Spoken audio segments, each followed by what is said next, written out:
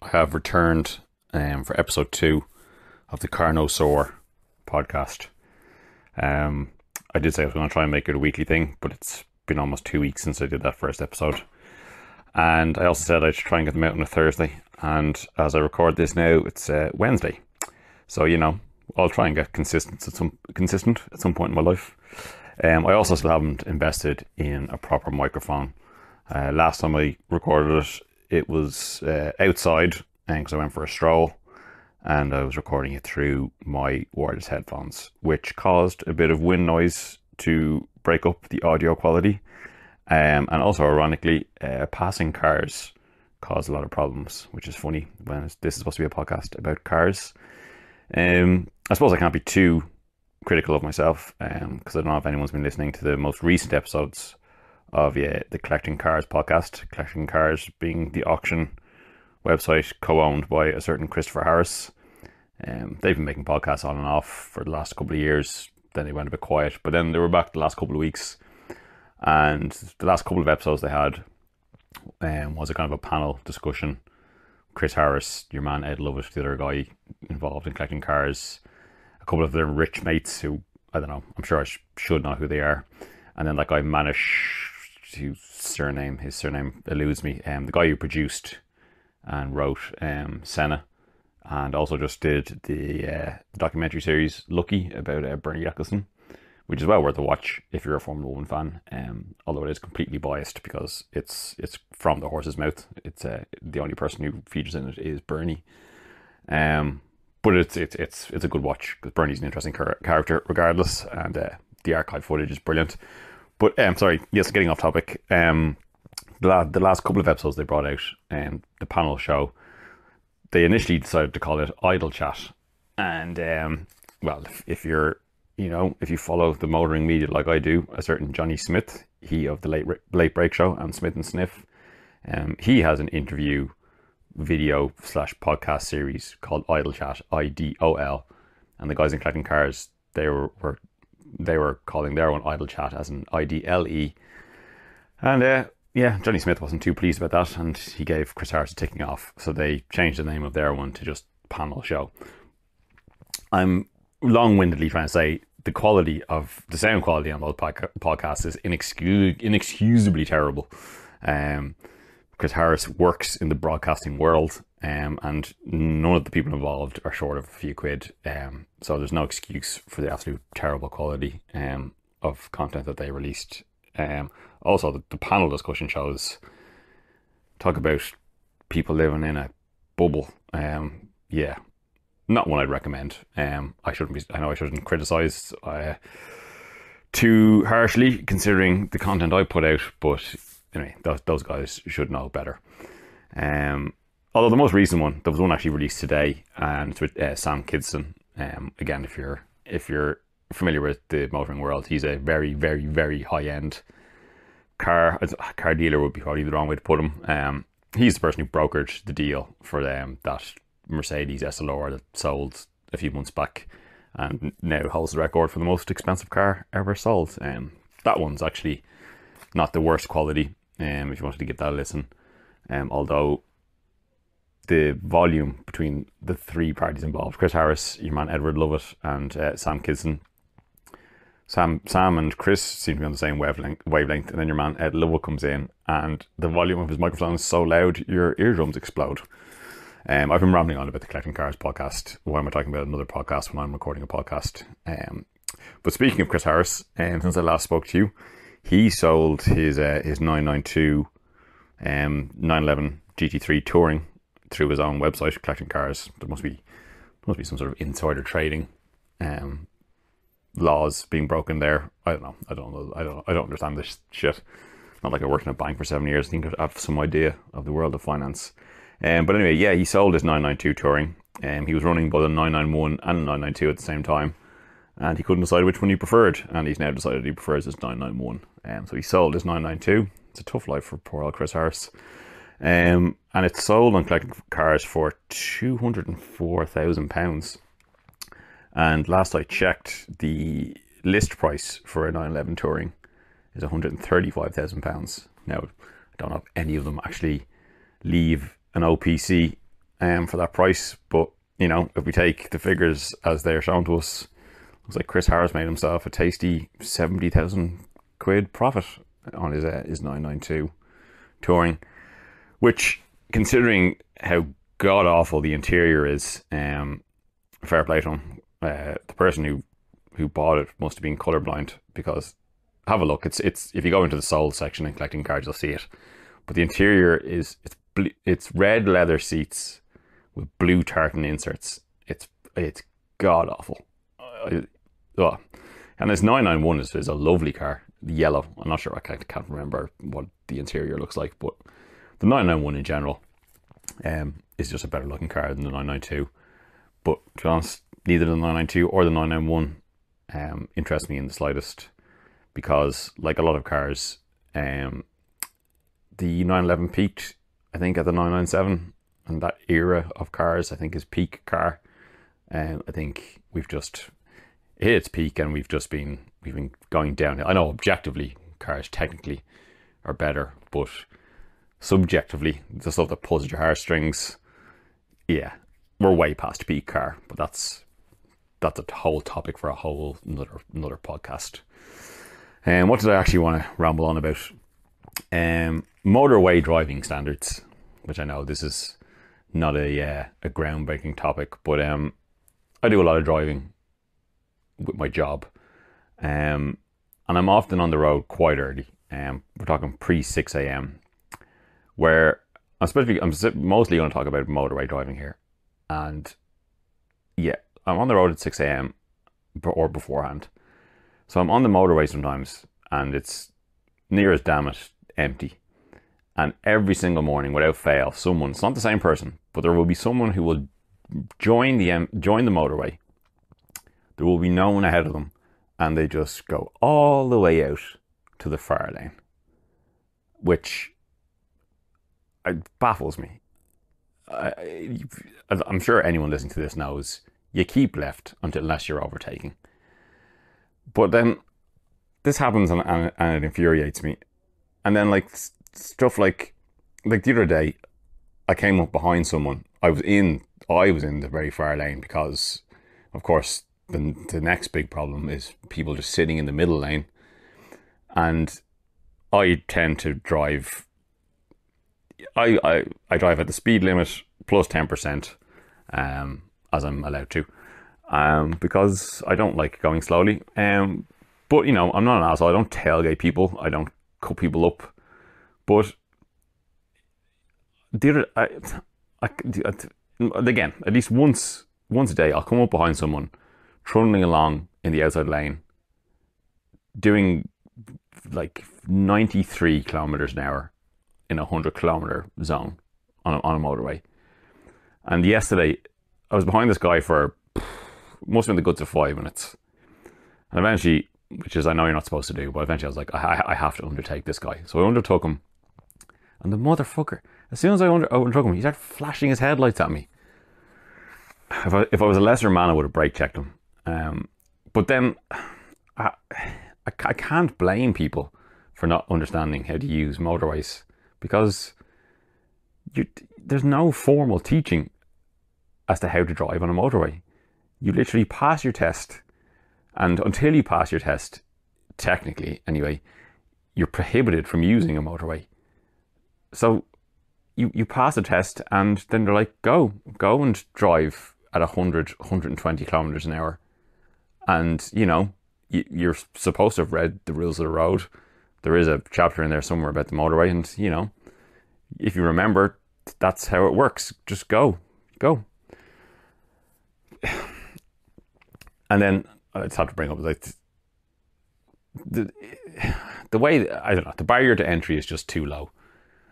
I was behind a guy this morning in a Seda Beta, a 2007 silver Seda Beta, round rock cool in silver, 00WW. I won't give out the full reg, but if you're listening, you know who you are. Now, this person, they had their end plates up, so admittedly, I have to give them a little bit of a pinch of salt. They're relatively new to the game of motoring, but the end plates show that they had someone signed this person off, that they have passed their driving test and are now fully capable of driving a car. I was behind this person, and they were constantly braking in a straight line because they couldn't maintain a constant speed.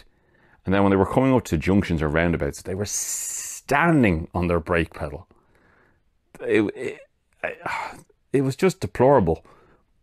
But again, this person recently must have passed their driving test. So someone who supposedly is qualified to sign off people to say they're safe to use the public road was recently sitting beside this person, and presumably the person was driving in a similar manner. Yet they were told, "Yep, here you go. Here's your full license, and away you go." And that person now can use the motorways. So if they're braking in a straight line on lesser roads, surely they're doing the same thing on a motorway. And someone standing on their brakes on a motorway when people are traveling at 100 plus kilometers an hour, that's eventually going to lead to horrible, horrible consequences. But as I was about to say, I can't blame the, well, maybe I'm being a bit too generous to the people behind the wheel, but the barrier to entry to people to get driving licenses is just too low. I went to college with a girl, and at the time, she had done her driving test 9 times, and she still hadn't passed. Yet, with a provisional license now, technically she should have a full licensed driver, blah, blah, blah. But she's out driving. And okay, you can factor in nerves on the day of the test and stuff like that, but there has to be a point where, I don't know, if you don't get it by the third try, you need more teaching and more training. And then why isn't it like a tiered system? Okay, so you start off driving around suburban areas, towns and stuff, and then you do a test for that, and that's when you get your M plate. And then you have to go through some more formal training to learn how to use motorways. And then you do a second test to test your abilities of how you can drive on a motorway. And then you get your full license. I don't know. There needs to be some reform. I know it's rich for me to say I have my full driving license and I've had it for years, so I don't have to be tested again.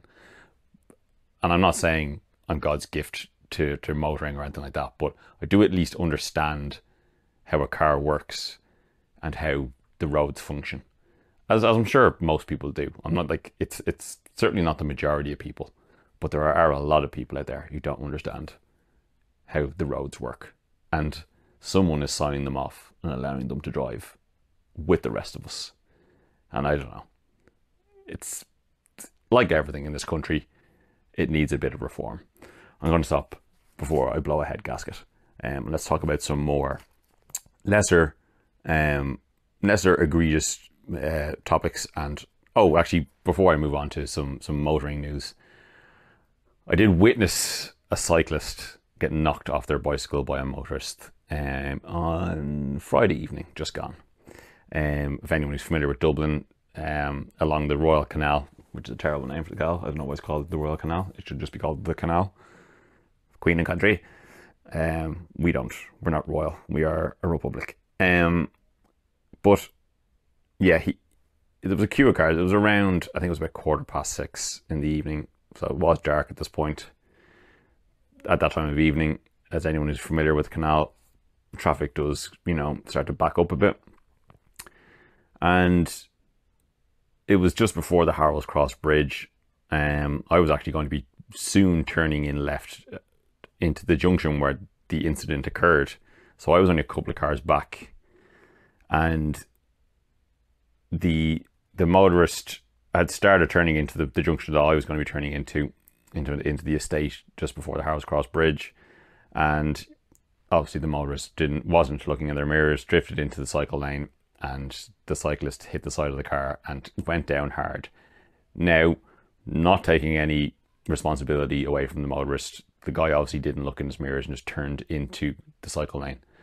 But the cyclist was on an electric bike, and a proper high end. Because I did get out, I stopped and got out, and I did try and assist as much as I could. And I did notice that your man's bike had a Yamaha motor on it, so it was a proper high end electric bicycle. And when he went by me, I noticed, I was like, wow, that guy's going at some lick. So yes, the motorist did hit him, but the severity of the impact was because of the speed of the cyclist. Now, the guy had lights. Again, I'm not taking away responsibility from the motorist. The motorist turned into the cyclist onto the cycle lane. But yes, the speed of the bike. So here's another thing. I think, there's no legislation for electrical bicycles or electric scooters. And people are just going on these things and going at ridiculous speeds. And, it's the motorist that's always going to be seen at fault. Yet there's no formal training and there's no legislation against using a powered vehicle that isn't a car on the roads, and they're everywhere now. But anyway, yeah, your man went down hard. Now, luckily he was wearing a helmet, because there was a scuff on his helmet. He definitely broke his arm, and he definitely had, I think, a fairly bruised up knee. The impact was so hard that like the solid steel kickstand on his bike snapped off, and he was wearing a pair of, like, I don't know if they were prescription or not, but they were clear, kind of cycling, so they were molded shaped glasses, and they cracked, and there was a gash on his forehead from where the glasses hit his face. He went down hard. Unfortunately, now I was the witness to it, so I had to give a guard a statement and everything. So hopefully I won't have to be fucking drug into court as a witness to take down one of my fellow motorists. But no, it was the motorist's fault, all in. But yeah, electric bicycles. Yeah, there's another thing that I think legislation needs to be looked at. But who am I? Who am I to say? No one's going to listen to me because no one's listening to this podcast. That's a bit facetious. I know a couple of people listened to it last time because they did tell me they did, and they said they thought it was pretty crap. I'm joking, guys. But no, I use the three main modes of transport. Well, I suppose four. I do use public transport occasionally, but I cycle, I walk, and obviously I drive. And my mantra is, you just have to assume everyone else is an idiot, and you just got to keep your own eyes open, and hopefully you won't get killed by someone else making mistakes. But unfortunately it happens.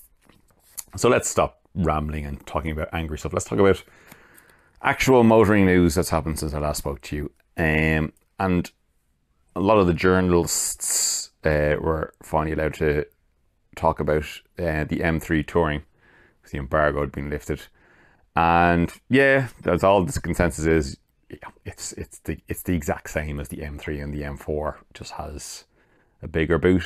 And look, fast estate cars, as we all know, if you're going to have a fast coupe, a saloon, blah, and there's an estate option, you should always go estate. Fast estates are just cool. I know some people, there's a small minority of people who don't think that's true, but you're obviously wrong. Fast estate cars are cool. But I don't know, the M3 generally, the M3, M4 current generation, again, it's one of those things, I know objectively it's probably a good car, but it's got an automatic gearbox. It's way too heavy. It's got way too much power for a road car. It's just unnecessary, and not an original thought here, but as we all know, it's ugly as sin. So personally, if I was in the market for a fast estate car, I'd either go used. I know you shouldn't compare used to new, but like a good friend of mine has a B7 RS4 Avant, and I would have that every day of the week over the M3 Touring. It's got less power. It's probably going to cause you more issues because it's getting kind of old now. Although my mate's one has been pretty reliable. He got himself a nice one, and he's pretty good with maintenance. He did spend a phenomenal amount of money getting the DRC replaced, which is can't remember what DRC stands for. It's the Magnaride suspension essentially. Most people swap out those for coilovers because they're notoriously unreliable, but fair play to them. Anyway, off topic. I suppose if you must have a new estate car, and if you really must have a BMW as well, rather than getting the M3 Touring, just get a B5 Touring from Alpina. It'll be the nicer car to drive, and it'll look better too. What other stuff happened? Akio Toyoda, the CEO of Toyota, is stepping down as CEO, which is quite sad. He's been there for 14 years. He's obviously part of the Toyota family, which goes back to the the origins of the company. And what a CEO. Like, he test drove all the cars. He considered himself the chief test driver. Big into his motorsport, did some rallying the day. He had a big hand in bringing the Lexus LFA to market. It's he who pushed for Gazoo Racing to become the in-house, tuning, high-performance brand of Toyota. We all know how successful that's been of late. GR Yaris and GR86 and such. So yeah, it'll be sad to see him step down, because Toyota are on a fucking roll at the moment. As I said previously, even all their just regular models, I think, look great. And yeah, the performance models are brilliant, and they're killing it in motorsport. The World Endurance Championship, and obviously the WRC, which I must get back to in a moment. But the good news is, the person filling his boots, whose name I can't remember, but he's another Japanese guy, but whatever his name is, you can Google it.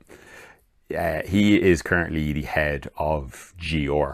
So if there's some man to take the reins of the top job, I think the guy who's spearheading GR for Toyota will be a good replacement for the legend that is Akio.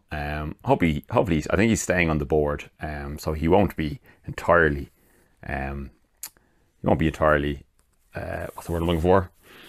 Missed, a ghost from Toyota, so I'm sure he'll still have a say in what goes on. But hats off to that man. He has done wonders for Toyota of late. What else happened? Porsche released this design study concept, the Porsche Vision 357. It's kind of a birthday present, homage, whatever, to the 356. The 356 is 75 years old this year. And there's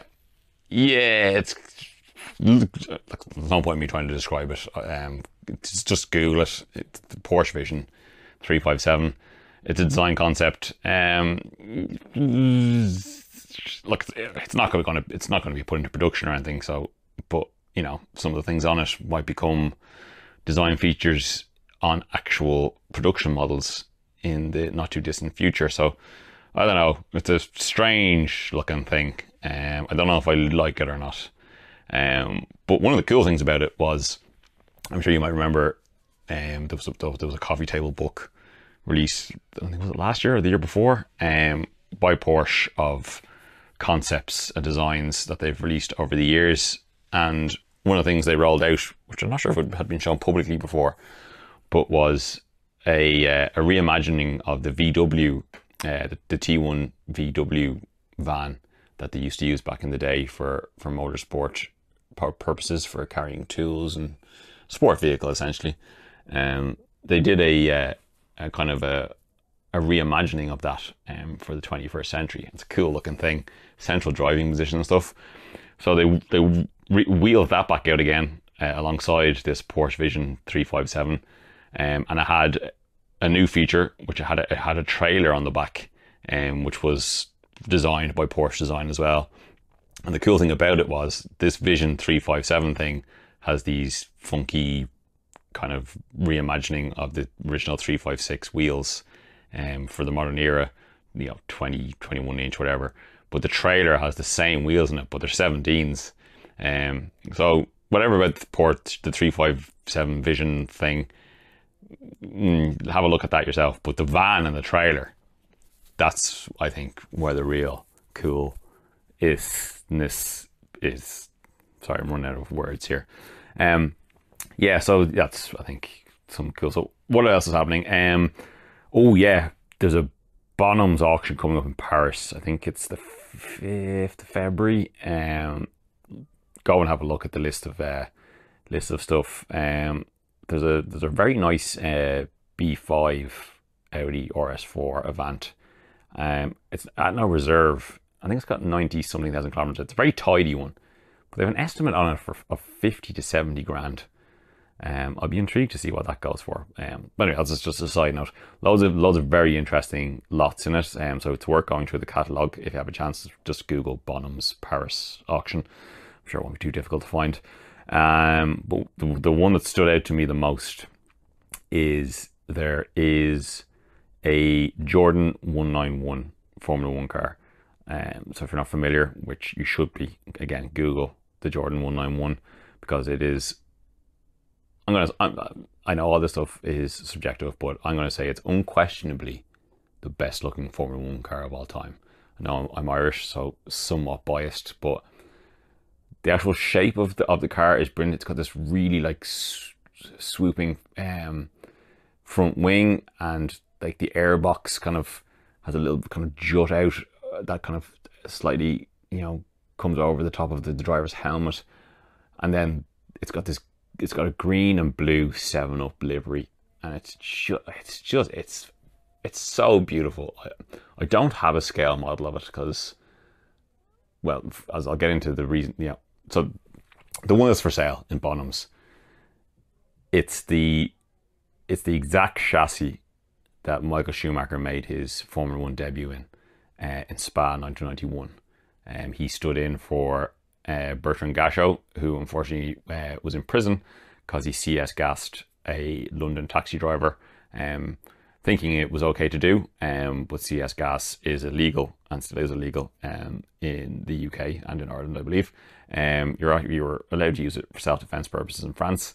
He didn't realize it was illegal. He gassed a taxi driver and he got sentenced to 2 years in prison.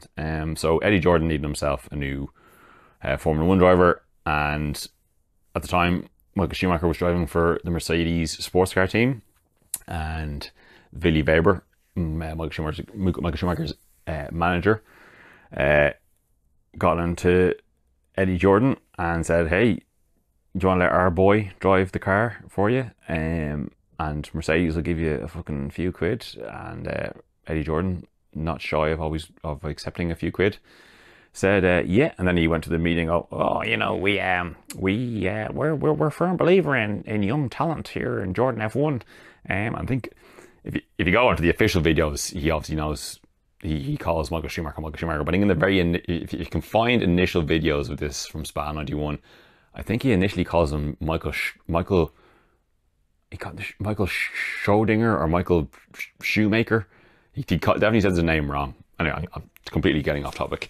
So yeah, so not only is it the most beautiful Formula One car ever, it's the one that started Michael Schumacher's career. It's fully functional. So it's a running Formula One car with it's a Ford V8, I believe. It's not a V10, it's V8. So it's not even so there's a lot of old Formula One cars that are running, but they actually don't have the original engines in them. They usually use a Judd V10, which is a great engine in itself, but this is completely original with the Ford V8 engine in it. It's fully functional. It's Michael Schumacher's first Formula One car. It's the most beautiful Formula One car ever. And just to make the whole thing even better, it was used in a demo run last year at Silverstone by Mick Schumacher, Michael's son. So the estimate for that car that they have down is 1.8 to 2 million euro, which I think is ridiculously low. I guarantee it's going to sell for a shitload more than that. Because considering as well, there's a Carrera GT up there with fucking delivery mileage on it, which someone's going to buy and never drive and just stick in a garage. That car has the same estimate. So to say that a Carrera GT, as good as the car as it is worth the same amount of money as one of the greatest Formula One cars with such an unbelievable story behind it and fully functional, will go for the same money as a Carrera GT is laughable. But it'll be interesting to see what it goes for. I'll be interested to see what that RS4 goes for. It'll be interesting to see what that Carrera GT goes for. And God, hats off to whoever buys the 191. But to see what that goes for will be very interesting. Speaking of Formula One as well, actually, if you're interested in Formula One, now it might be fully booked out, but I'm going to this on Sunday. The Back Page pub in Philsborough. It's a bit of a hipster pub, but whatever. It's cool. They serve some nice beers. They're having a Formula One table quiz on Sunday, so of the bank holiday weekend. This weekend coming up, February is it the 5th and the 6th is the Monday, I think. Anyway, the Sunday of this week of the bank holiday weekend. I think there might still be spaces available, but have a look, give it a Google. If you're interested in Formula One, could be a good night out. Me and one of my Formula One friends will be there, and hopefully we will do well, because I'll be very sad if someone beats me, because the only thing I really have is my Formula One knowledge and not much else. While we're talking motorsport, I should obviously not correct something I said last week. Obviously, I sung the praises of Seb Ogier and his win in the Monte Carlo Rally, and how I felt he might be able to put an assault on to win his 9th WRC title, to match the great Sebastian Loeb for 9 WRC championships. But what I didn't realize at the time, because like everything else I said, it's very hard to get information about WRC. But he's not actually doing a full campaign. He's only going to be doing a few select rallies, which is unfortunate, because he really did go to show that he certainly still has what it takes to win. But hey, each to his own. He's nothing left to prove. He's just doing it really, I think, for the fun of it at this point. But yeah, I should probably just mention, he's not doing a full campaign. I thought he might have been, but he isn't.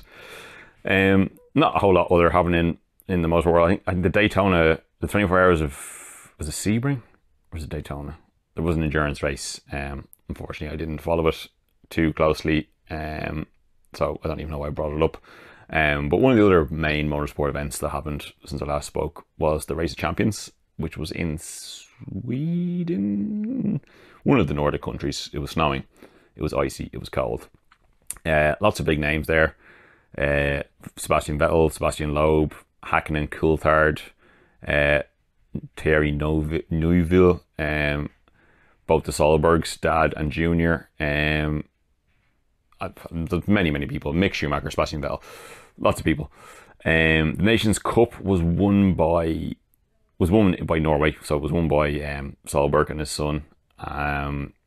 They beat, who were they against in the final? I think it might have been Team Germany. But yeah, one of the most interesting ones was the semi-final heat between Team GB, which was David Coulthard and Jamie Chadwick, and Team Germany, which was Sebastian Vettel and Mick Schumacher.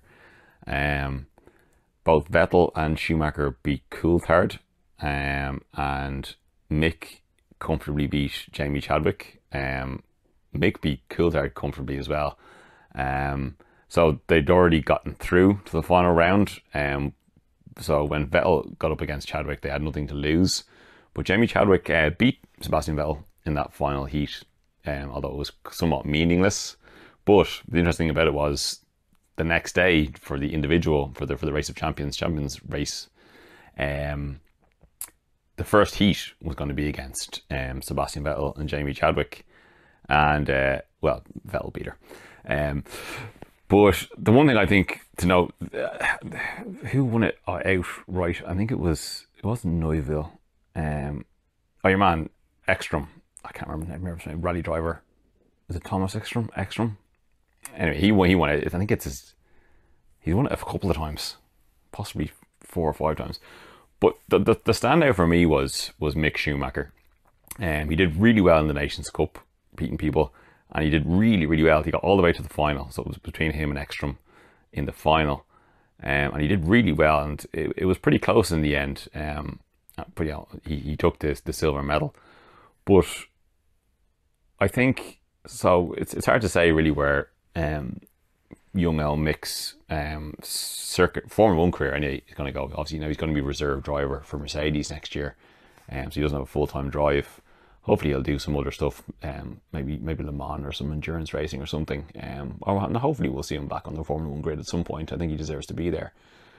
But one thing he proved is he's really, really good on loose surfaces. Considering it's not something he's really ever done before, but he smoked some people at the Race of Champions.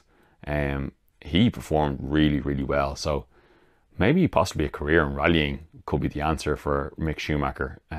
I'd love to see him in the WRC. It'd be great to see him be, super, super, as successful as his dad was in Formula 1. It'd be cool to see him be as successful as that in WRC. If Formula 1 isn't going to be an avenue for him. But he did really well. Not to take away from the winner, Ekstrom, and all the other people who did very well. But it was good to see Mick have a good day out. Okay, I'm really rambling quite a bit, so I'm going to have to start wrapping this up because how long have I been recording for? Let me check my time. Oh, 34 minutes. Okay, so not too bad. So yeah, I'm going to keep a tradition up of the stuff I said I was going to do. So classified car of the week. I think this is a great one. It's another classic as it's as last time out. Last time out, I suggested a Dublin built and Dublin registered Morris Minor that needed a bit of restoration, but it was only 900 or so quid. But anyway, that's last time out. This time is another classic small car. It's a 1972 Fiat 500, for sale in a dealership for 8950. It's white, but it is absolutely immaculate. I can't remember the dealership's name. I didn't write it down. It's a dealership in Kerry. If you look it up, just it's on Dundee. Obviously, just put the year in 1972 Fiat 500. It's going to come up. It's a Fiat 500L, which is not the equivalent of the modern 500L, which is an absolute monstrosity. The 500L back in the old days of the two-cylinder little city car that we all know and love. L just stood for a relatively high spec, as high spec as you could get a Fiat 500. I think it just meant you got vinyl seats essentially, and yeah, that's about it really. But it's immaculate. It doesn't say whether it was restored or not, but it looks like it must have been because it looks almost factory fresh. 44,000 kilometers on it. It's NCT because it's a classic. It's NCT until December 2026. It's a thing of beauty. I might even, if it's still for sale in a couple of months, which it might be because it's, these things for some reason seem to hang around. But I think 8950 in the current, I'm not sure how much Fiat 500s are going for at the moment, classic ones. But to me, 8950 for an immaculate classic car which has legendary status seems like a good deal to me. Yeah, it's beautiful. It's absolutely beautiful. And considering what 8950 would buy in modern terms, I think the Fiat 500 would be a better option. So have a look at that. I also said I was going to recommend YouTube channels to you. That sometimes they'd be car related and sometimes they wouldn't be. This time out, it's not going to be a car channel, but it's a channel called Kurzgesagt. Which, I'll probably spell that out for you because, I'll say it again, Kurzgesagt. Yeah, you're not going to know how to spell that. So it's KURZG, sorry, K for kilo, U for uniform, O for Romeo, Z for Zulu, G for golf, E for echo, S for Sierra, A for alpha, G for golf, T for tango. Kurzgesagt. And the tagline is in a nutshell. Basically, there are these animated videos, tend to run between 10 and 12 minutes. They generally are science based, but they do venture into the world of, say, like human nature, economics, history, but they basically take these complex ideas and they drill them down into a nutshell for stupid people like myself. The animations are really good, but it's completely fact checked. They put all the sources in the information. It's all academic sourced information, and it's all in the description of the video, and they even put a little text in the corner to say where they got the information from. So that's worth checking out. Kurzgesagt in a nutshell. And I also said I'd recommend a song to you if because you're probably listening to this on a mobile device, and I'm sure you probably have a music streaming service. And this week it's going to be a song from indie rock band Daughter. They have an upcoming third album, and this is the first single they've released from it, and it's called Be On Your Way.